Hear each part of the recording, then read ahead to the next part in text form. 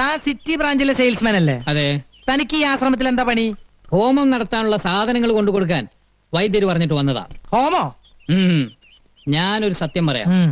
മരിച്ചുപോയ ഉണ്ണികൃഷ്ണൻ സാറ് ഇപ്പോഴും ഇവിടെ ഉണ്ട്. ഉണ്ണികൃഷ്ണൻ സാറിന്റെ ആത്മാവ് ഇപ്പോഴും ഇവിടെ ഉണ്ടെന്ന്.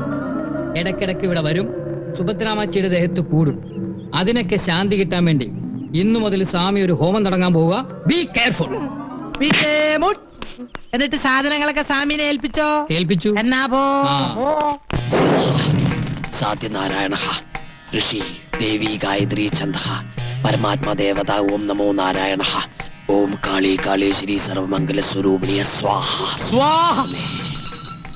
ശിഷ്യ സ്വാമി കൈക്കുമ്പിൾ നീട്ടിക്കൊള്ളൂ. ദൈവമേ, എഴുന്നേറ്റ് ഇടമോ വലമോ തിരിഞ്ഞോ നോക്കാതെ ഒന്ന് മുരിയാടാതെ കിടപ്പ് മുറിയിൽ ചെന്ന് മുറിയുടെ കിഴക്ക് ഭാഗത്തി പ്രസാദം വെക്കുക. ബ്രാഹ്മമുഹൂർത്തത്തിൽ എഴുന്നേറ്റ് ഈ സിന്ദൂരം നെറ്റിയിൽ അണിയുക. സ്വാമി ദക്ഷിണ. ഓ ആവാം. പിന്നെന്താ, എഴുന്നേറ്റുള്ളൂ. ദക്ഷിണ. ഓം കാളി അമ്മേ സർവമംഗളാനുഭവന്തു. എല്ലാ വിഘ്നങ്ങളും മാറട്ടെ. ആകാശം തന്നെ ദക്ഷിണ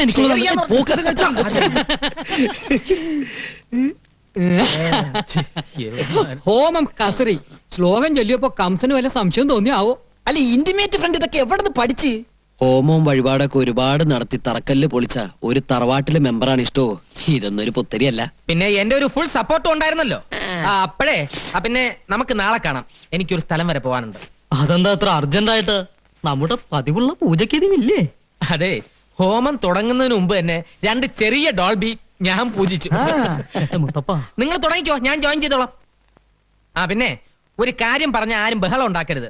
മരുന്ന് ശാലയിൽ നിന്ന് ഞാൻ 2 ഉരുളി എടുത്തിട്ടുണ്ട്. വിറ്റോ? വിറ്റിട്ടൊന്നുമില്ല. ഒരു കല്യാണ പാർട്ടിക്ക് വാടകയ്ക്ക് കൊടുത്തിരിക്കുക. നാളെ കിട്ടും.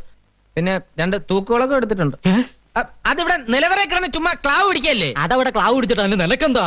പേടിക്കണ്ടെന്നേ. പിന്നെ വാടക ഇനത്തിൽ കിട്ടുന്ന ഡോൾബി ഉണ്ടല്ലോ, അത് നമുക്ക് പൂജയ്ക്ക് എടുക്കാം. എന്താ? അങ്ങനെയാണെങ്കിൽ ഓക്കെ അല്ലേ? അതെ, ദക്ഷിണക്കാശ് കൊണ്ട് തൊട്ട് നിൽക്കാൻ എന്തെങ്കിലും വാങ്ങിച്ചോളൂ, ഇല്ലേ വയറരിയും. എന്റെ നെഞ്ചിരിക്കുക. ഇവന്റെ തരികിടെങ്ങാനും വൈദ്യരറിഞ്ഞാലുള്ള സ്ഥിതി ഒന്ന് ആലോചിച്ച് നോക്കിയേ. എന്റെ പറശ്ശിനി കട മുത്തപ്പ, ഇവറ്റകളെല്ലാം കൂടി എന്നെ വഴിയാധാരാക്കുവോ? അല്ലെങ്കിൽ തന്നെ 48 മണിക്കൂറിനകം കലാപം ഉണ്ടാക്കുന്നല്ല ബാലകലാപം പറഞ്ഞിരിക്കണേ. 48 മണിക്കൂറിനല്ലേ അവൻ പറഞ്ഞത്? 24 മണിക്കൂറിനുള്ളിൽ ഒരു മുൻകൂർ പാര അങ്ങോട്ട് വെച്ചു കൊടുത്താലോ? എങ്ങനെ?